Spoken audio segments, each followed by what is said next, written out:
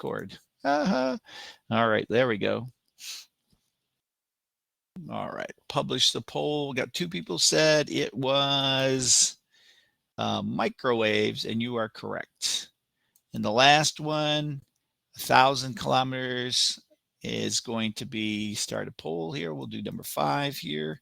So this is, what do you think? 1,000 kilometers. The only one that has kilometers in it is what? So this one, infrared is nanometers, microwaves is millimeters, and radio waves is millimeters to kilometers. All right, so what do you got? Two people. I'll give you guys 10 more seconds. Let me start this. I'll put the time clock on here. Start. Poll. All right, so 3 people. Radio waves. Okay, so that's one of the things. Now the 15.1 is due today, so make sure you have these notes available to you, because there are some that say microwave use travel by line of sight, which means it doesn't bounce off things. Radio waves diffract. And again, I'm not expecting you to be able to know this off the top of your head, but I am asking you to take a look at your notes, use your notes along with this, copy it down and put it in the offline tracker, right? So, okay, so this assignment here, what we're going to do, we're going to be talking about ultraviolet light. So if you participate in the quizzes, I'm taking names down, and you don't have to, you get credit for the ed puzzle. That's the bonus. Okay, so if you're doing this with us today, you get bonus points for it. Okay, so I'm going to start this. And this is going to be instructor paste. So if you get in, just put your first and last initial in, that's fine. All right, and here is the link. All right, let's go to the chat here. I'm going to clear out the... So I decided to focus on something that we don't normally talk about, ultraviolet light. A really interesting video here, and we'll answer some questions. If you want to do the bonus, it's an ed puzzle, so you can do that as well. And you can do that instead of doing this. But if you're... All right, so we've got Chloe. I'm writing these down because DeAndre. All right, Chloe. So if you prefer to work on your assignment and not get, and Adriana. Okay, and unfortunately, Rachel, if you do this, I have to put the grade in manually. So hopefully it does not say that it's missing, but I'll get that in today. Okay, so I got 1, 2, 3, 4, 5 people. Okay, so we're going to start that. I'm going to turn my camera off as we do this. You look purple. I guess I should come clean. Can you smile for me? You're eating. My 2 front teeth are fake. Oh my God. Your 2 front teeth are purple. And fake teeth look different than real teeth in the ultraviolet. That's crazy.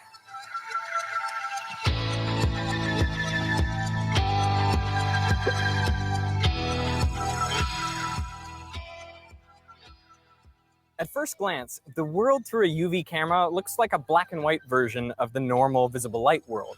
I mean, these white flowers are white in UV. This black towel, still black in UV. And this makes a lot of sense because ultraviolet light is very similar to visible light. I mean, it's right beside it on the electromagnetic spectrum. The wavelengths are just a little shorter, the energy per photon a little higher. So I would expect, as my first order assumption, that all matter should interact roughly the same way with ultraviolet light as it does with visible light. But once you take a closer look, you find that the world in UV is so much stranger and more wonderful than you could have imagined. For example, it looks a lot hazier. Visibility is reduced, and clouds kind of blend in with the sky. It's like there's this fog everywhere. So why is this? I want you to try to work it out before I explain it at the end of this video. Now take a look at these glasses. All right, so full question. What is the primary reason ultraviolet light appears similar? All right, it's they are both forms of electromagnetic radiation, right? They're both forms. They're really close to each other on the scale too. So they're really close. All right, then we got, oh, Gabby, I got to put some more names down here. Kylie. And who else did I get? All right. Adriana, okay, Kylie, and okay, so did I get it? Okay, cool.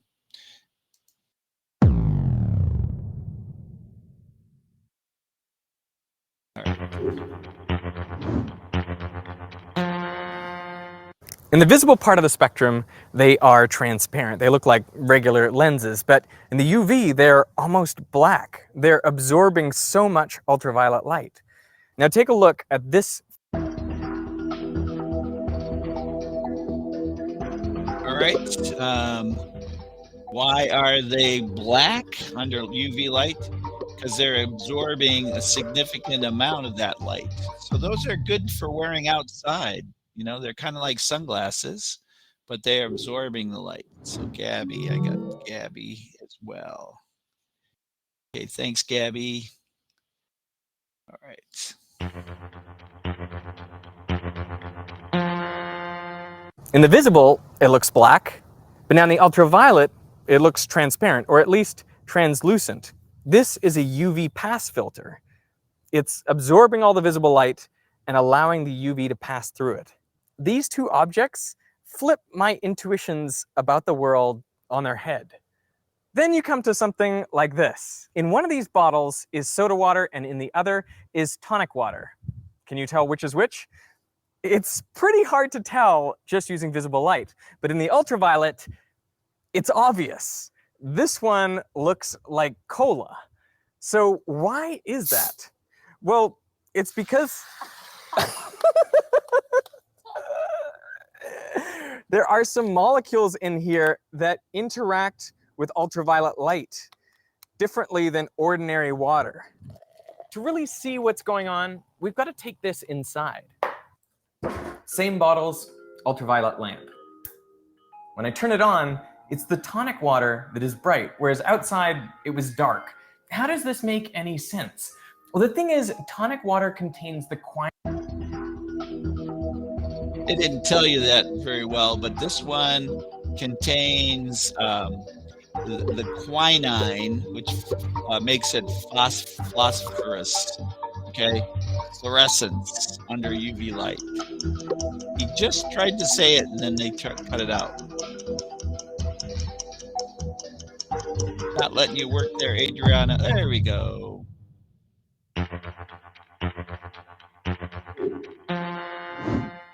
which was originally a preventative medicine against malaria, but it tasted so bitter that people mixed it with sugar water and made a tonic. Now some people quite like that tonic. But the thing about the quinine molecule is that it fluoresces, meaning that it absorbs ultraviolet light and re-radiates it as visible light.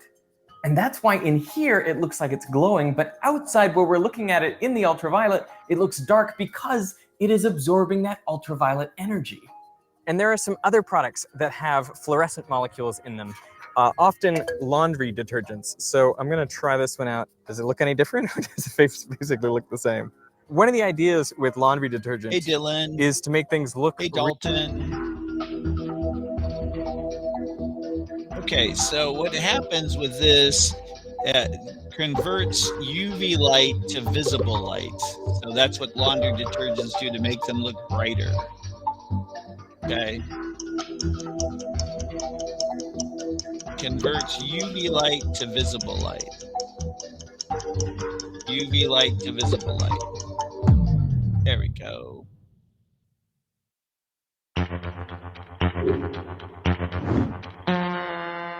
really white by absorbing wavelengths that you can't see, like ultraviolet, and then re-radiating them in the visible part of the spectrum, Cassidy, which good in to fact see makes them you. look much darker in the ultraviolet because they are absorbing that energy to re-radiate it in the visible. Now, if you're trying to find things that look different in ultraviolet light as opposed to visible light, well, flowers are a really good place to start because bees and other insects can see ultraviolet. All right, so what's the misleading effect that UV light has on the perception of certain flowers? It can reveal patterns invisible to human eye, right? Right, so ultraviolet, it does that for bees.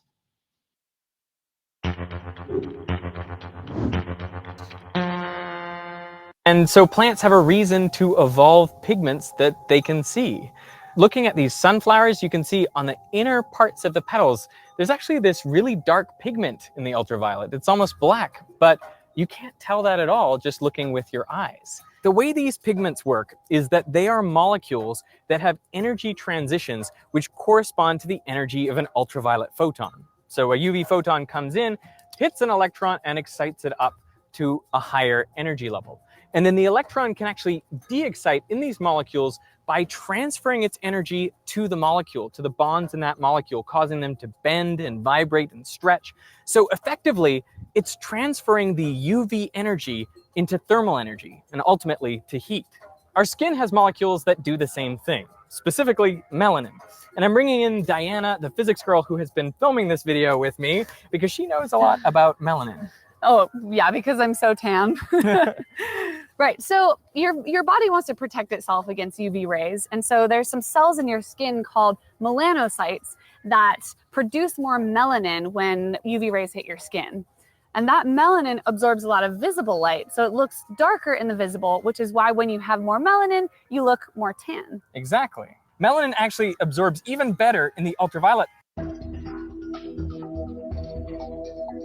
Okay, what does melanin play? All right, it absorbs UV rays, protecting the deeper skin layers, right? Absorbs UV rays, protecting the deeper layers, right?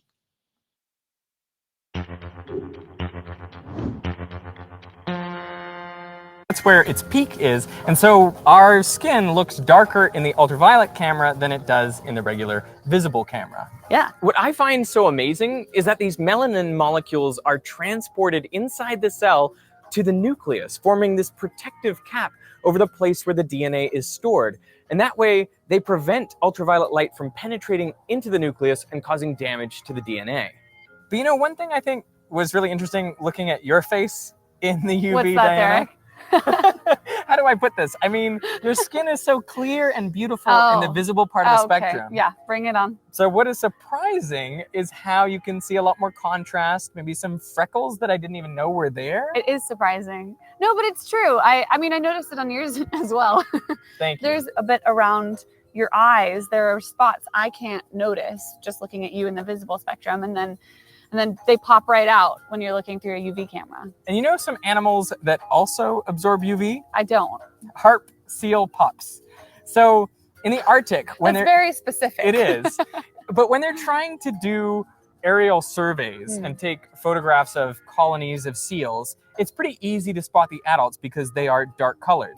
Right. But the pups, I guess being young and defenseless, they have a kind of camouflage. Their fur is white in the visible part of the spectrum, and so they kind of blend into the ice and snow. But in the ultraviolet part, they are absorbing a lot of that radiation. I think the ingenious thing about this is it allows us to get an accurate count of harp seals. Right. Because we can count the pups too by taking photos in the ultraviolet. All right, how does UV help in counting animals? It is absorbed by animals, making them easier to spot, right?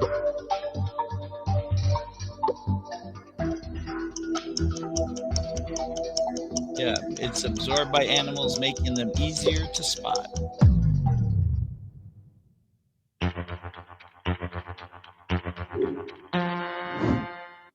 One of the uses of ultraviolet photography. You can also look for Arctic foxes or polar bears. It's a practical application for wildlife photography. Studies, all right, used to count specific animal populations, right?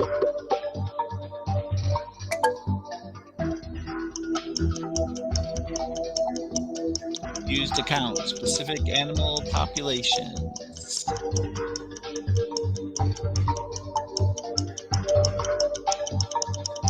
Gabby, ran out of time. It's all right, Gabby. Sometimes it doesn't let you click. Because they too absorb ultraviolet. And that makes so much sense because these ultraviolet rays have high enough energy that they can do damage to your DNA and cause cancers and other diseases. So what should you do if you are in an environment with a lot of sun, as we are, but maybe you are not evolved for this kind of climate? Yeah, I would say if you can't find some shade, put on sunscreen. It's kind of like putting melanin over the top of your skin. Yeah. I mean, the active ingredients in sunscreen aren't melanin, but they do effectively the same thing. They take ultraviolet light and they convert it into thermal energy, into heat. Right. All right, so sunscreen takes UV light and it turns it to heat to prevent potential damage.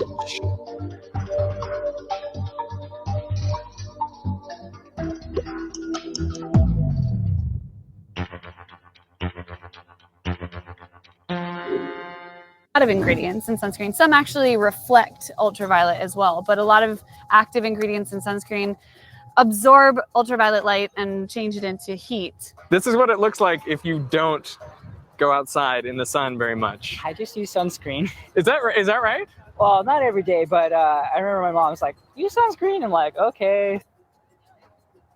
So why does the world look so hazy in the ultraviolet? My first thought was that it must be something in the atmosphere that is absorbing the ultraviolet light, like pollution or just one of the components of our atmosphere.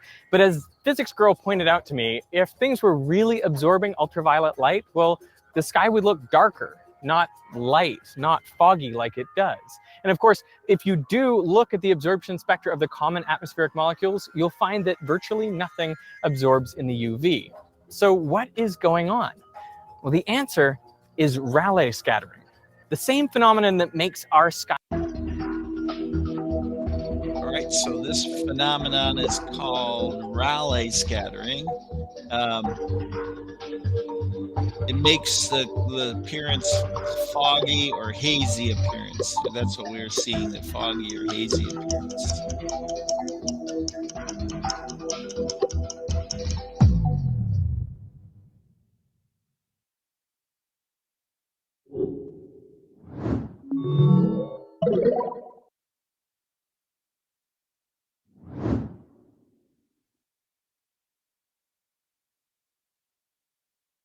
All right, there's the last question there. So we got everybody.